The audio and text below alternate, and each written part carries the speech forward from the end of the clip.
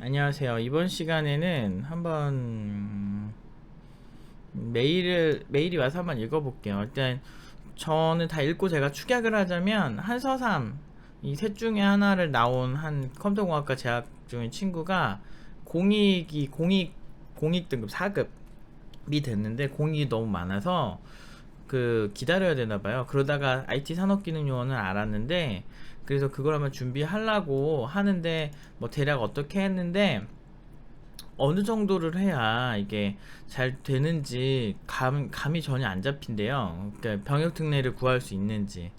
그래서 저한테 도움을 요청을 했습니다. 그래서 일단 여기서 이제 요런 거 제가 궁금한 점은 산업체라고 해서 무조건 스프링 부트, 노드.js 같은 프레임워크를 쓸 줄 알아야 하나요? 요게 이제 핵심이고, 그 다음에 뭐 나름대로 자신에 대한 고민들이 많습니다. 그러나 감정적으로 생각하지 말고 일단 핵심을 먼저 써주시거나 강조해 주시는 게 저한테 이런 거 보내실 때 좋아요. 왜냐면 어 대략 뭐 알겠어요. 그러니까 이런 얘기들이나 이런 생각들을 하는 거는 보통 저는 맨날 학생들을 상대하기 때문에 알아요. 늘 늘 익숙하고 얘기 안 하셔도 보통은 압니다. 그래서 이렇게 막 구구절절히 쓰지 마시고 물론 이제 길게 쓰니까 어떤 상황인지는 알겠는데 사실 그냥 이런 핵심 질문 위주로만 하셔도 그러니까 그리고 이제 본인의 배경을 간단하게만 쓰셔도 대략 알죠. 일단은 그러면서 이제 소스 게시판 프로젝트를 보내주셨어요. 그래서 뭐 특별한 건 없는데 요렇게 되어 있습니다. 그래서 이렇게 모델을 만들고 일반적인 그냥 뭐 파라메터 받고 그 파라메터 받은 거 지금 DAO에 보내고 DA를 통해서 그 해당 쿼리 실행하고 쿼리 그냥 다루는 거고 그냥 일반적인 게시판인데 뭐 특별히 뭔가 이펙트가 있지는 않아요. 그래서 뭐 네, 이펙트가 있지는 않아요. 그냥 게시판 파라미터 처리 DB에 처리해두고 리스폰스하고 그런 느낌이죠. 그냥 뭐 특별히 고도화된 느낌은 전혀 없어요. 뭐 이렇게 놀랍지는 않고 그냥 국비 지원 수준? 그 정도라고밖에 생각 안 들거든요. 뭐 이제 뭐 프론트엔드 단도 한번 보면 뭐 이렇게 특별히 이펙트가 있는 건 없어요. 그냥 기본 테크닉.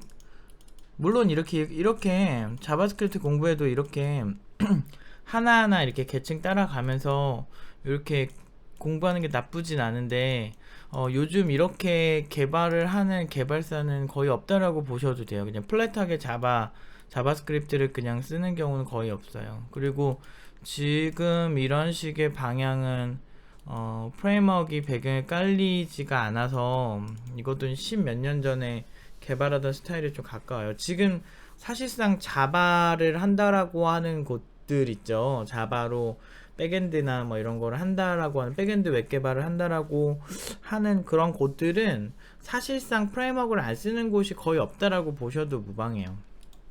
물론 저는 이렇게 플랫하게 짜는 거 싫진 않은데 이렇게 그냥 아예 프레임워크 안 쓰고 하려면 저 같은 경우는 PHP나 단순한 문법으로 그냥 빨리 짤 수 있는 걸로 짜는데 보통 이제 한 패키지라고 보시면 돼요. 스프링 부트든 스프링 마이바티스 뭐 이런 거 있잖아. 굿비지원에서 많이 커리큘럼 잡는 거 그게 굿비지원이 다 뭐 이렇게 저는 개인적으로 뭐 제 개인적인 평가랑 이제 공식적인 평가랑 생각을 해보면 굿비지원 저 개인적으로는 그냥 쏘쏘하거든요. 사실 뭐 이렇게 어마어마하다라고 생각 잘 안 하는데 일단은 그런 졸작을 본 적이 거의 없어가지고 그런데 그래도 아무것도 모르는 사람이 그냥 그러니까 수동적으로 공부를 해서 가는 것보다는 굿비지원에서 유난히 어떤 커리큘럼을 되게 많이 선호하는 경향이 있는 것들 있죠. 뭐 자바, 스프링 뭐 이런 것들 그런 것들은 그 업계에서 수요가 있기 때문이에요. 제가 간단하게 자코리아 보여드릴게요. 자 이제 자코리아에 왔는데 이제 스프링이라고 검색을 하면 자바 관련해서 1200건이 나오거든요. 근데 이제 정확하게 얘기하면 스프링에서 추구하는 방향성은 JSP라고 보시면 돼요. 자바 서블릿 페이지라 그래서 이제 일반적인 자바의 구조와는 조금 다른 어떤 디자인 패턴적인 구조를 가지고 있는 JSP라는 거로 코딩을 하는 건데, 그 JSP를 기반으로 성장을 해서 이제 사용할 수 있는 프레임워크 중 하나가 스프링인데, 지금 1200건이 나온다고 보시면 됩니다. 근데 여기서 JSP라고 이렇게 치면은 1890건이 나와요. 근데 사실상 요새 JSP 웹 개발자 모집한다라고 하면 보통은 이제 자바 서블릿 페이지 플러스 알파 거진 스프링을 쓴다 라고 보시면 크게 오버 안 했다고 보시면 돼요. 보면은 이게 그런 걸 굳이 명시를 안 할 수도 있는데, 플랫하게 JSP를 쓰는 경우가 그렇게 많진 않아요. 그래서 다 그냥 JSP라고 하는데 막상 가면은 뭐 스프링 쓰는 경우가 있어요. 막 이렇게 보통 이렇게 회사들 보면 어떤 회사는 그냥 큰 틀만 얘기하는 거예요. 그냥 JSP 프로그래밍 할 겁니다 라고 얘기를 하고, 그 다음에 내부에 그렇게 막 많이 안 써놓는 거야, 디테일하게. 근데 막상 가면 여러가지 프레임워크를 쓰고 뭐 마이바티스 뭐 이런 걸 쓰는 경우가 많죠. 그래서 뭐 이런 것들 보면 굳이 명시를 안 할 뿐이지, 보통 스프링이랑 마이바티스는 이렇게 세트로 많이 써요. 그런데 사실상 거의 다 쓰는 건데, JSP라고 표현했을 때랑 스프링이랑 표현했을 때랑 좀, 근데 이제 프레임워크 같은 경우는 이거 보시면 이런 식으로 표시하는 경우가 많아요. 왜 그러냐면, 스프링 말고도 사실은 다른 프레임워크들도 있으니까, 그러니까 스트러츠 이런 거 요새 자바에서 근데 거의 스프링이 독보적이라서, 이쪽은 PHP 쪽은 뭐 라라벨이라든지 뭐 코드 이그나이트 뭐 YII 뭐 이런 거 등등등등 여러 가지가 좀 프레임워크가 많아서 좀 이게 뭐가 절대적이다라고 하는 느낌은 자바만큼은 아니거든요. 근데 이제 좀 이런 식으로 수요를 예측을 해보시면 대략적으로 봤을 때 여전히 스프링에 대한 수요는 적은 편은 아니다 라고 볼 수가 있죠. 근데 JSP 한다면은 JSP만 딱 써있으면 보통은, 그러니까 지금 아까 이 친구가 보내준 소스가 그냥 플랫한 JSP라고 보시면 되거든요. 여기다 이제 JSTL을 사용을 한 거죠. 그래서 뭐 이런 건데, 이렇게 많은 잘 안 써요. 사실 프레임워크랑 같이 가는 경우가 많아서 JSTL이 섞인 그냥 JSP에 가깝기 때문에 요런 스타일은 이제 조금 지금 어디 취직하기에는 조금 불안한 상태다 라고 볼 수가 있습니다. 그래서 어느 정도 프레임워크를 써야 되는데, 제가 좀 추천을 하고 싶은 건 내가 이 프레임워크를 왜 쓰는지가 중요해요. 그러니까 이 프레임워크가 뭐가 좋아서 사람들이 선호하는지도 알아야 되고, 그러니까 아무 생각 없이 이제 시키면 그냥 하는 게 학원의 가장 큰 문제거든. 그래서 아무 생각 없이 시키면 그냥 해야 되는 그런 주입식 방식을 제가 별로 안 좋아하는데, 그렇게 하지 않게 학원 다니는 친구들은 좀 조심을 해야 되고, 학원 안 다니는 친구는 이 기술 같은 거 좀 찾아보면 이거 왜 쓰는지 충분히 다 알 수 있어요. 물론 좀 난해서 그런데 뭐 간단하게 홈페이지 좀 들어가 보면, 자 이제 스프링 홈페이지에 왔어요. 스프링 홈페이지에 이렇게 오면은 이제 지금 영어로 된 건데 그냥 번역기 돌린 겁니다. 보시면은 나름대로 자기 자신의 특징을 설명을 하고 있어요.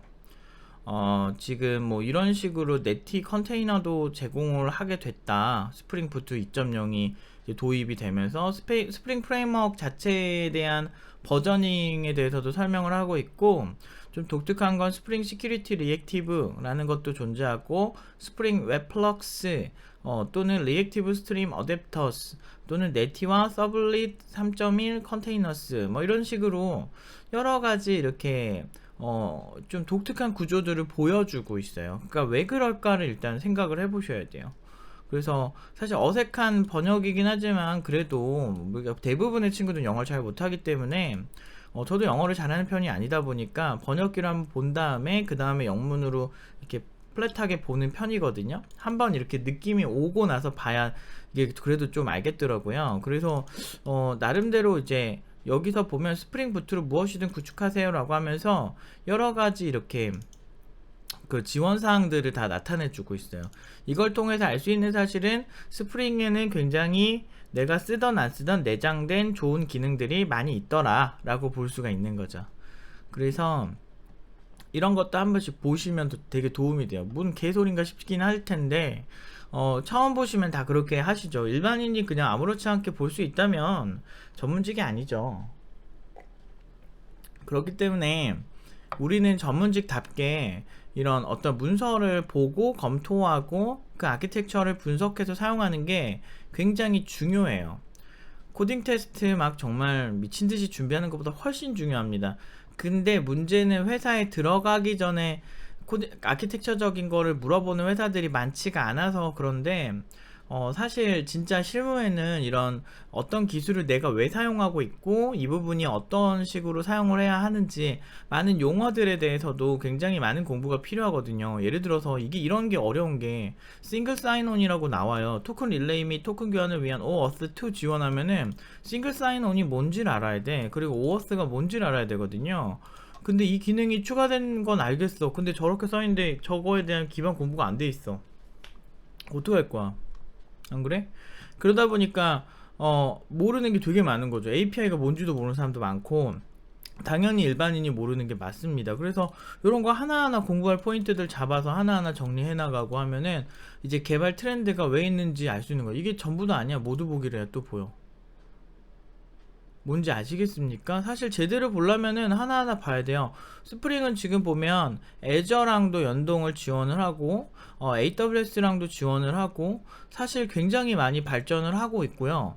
이런 기술적인 또 이런 거 하나하나 사실은 시간이 된다면 많이 보고 하는 게 좋아요. 그런데 굉장히 상당수의 사람들은 특히나 제가 약간 JSP 개발자들, 스프링 개발자들한테 좀 현타 오는 경험이 좀 많았어요. 경력이 오래돼도 저런 거 잘 안 보시는 분들이 꽤 많아요.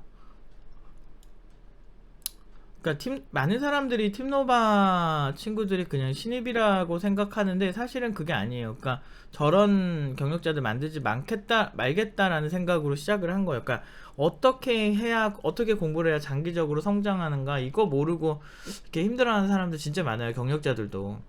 그거를 좀 알려주고 싶었죠. 그러니까 저 한 몸 희생해서 그러니까 저는 저 개발자로 성장하고 싶은 욕구가 항상 제 마음에도 있어요. 그래서 저란 사람이 개발자를 놓고 교육자로 살아가는 게 맞는 것인가라는 생각이 좀 있는데 그래도 마음이 좋은 건 이제 어떤 한 사람들 그러니까 저는 한 명이 제가 잘 되면 한 명의 개발자 잘 되는 건데 제가 육성한 친구들이 잘 되면 정말 많은 친구들이 그런 스타일이 보편적으로 잡히고 물론 이제 팀노바의 스타일은 제가 일하는 스타일을 알려주는 거예요. 그냥 제가 뭔가 기술을 보는 관점 이런 것들을 알려주는 건데 그렇게 해서 잘 되면 또 그 친구가 또 자기 후임들도 가르치고 주변에 좋은 영향을 줄 수 있을 거라고 생각해요. 그래서 한국 IT가 좀 더 발전할 수 있을 거라고 생각하거든요. 물론 제 스타일이 발전한 스타일이라고 생각하지는 않는데 기본적인 건 알고 써야죠.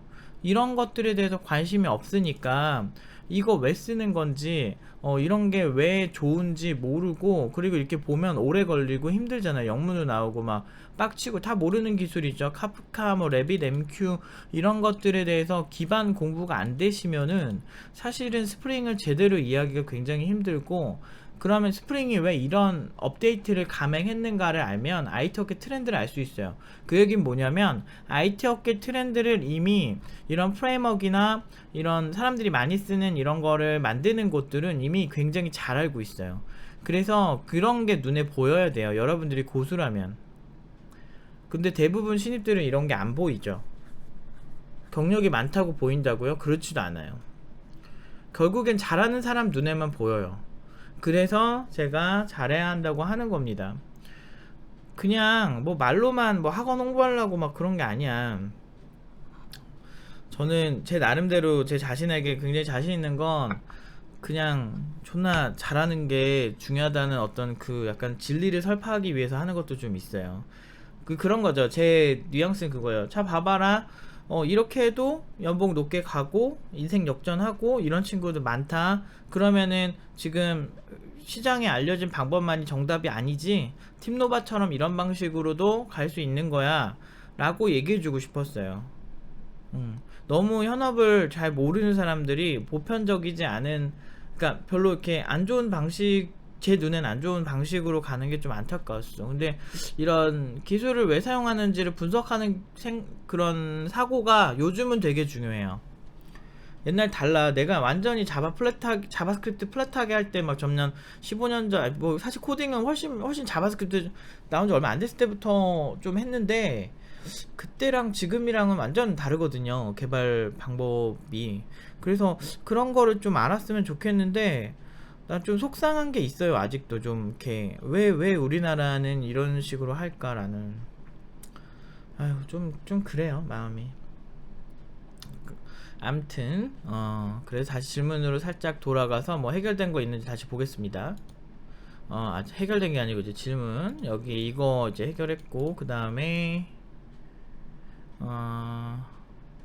저 기술들을 다 쓸 정도로 해야 된다. 이것도 궁금하신 거죠.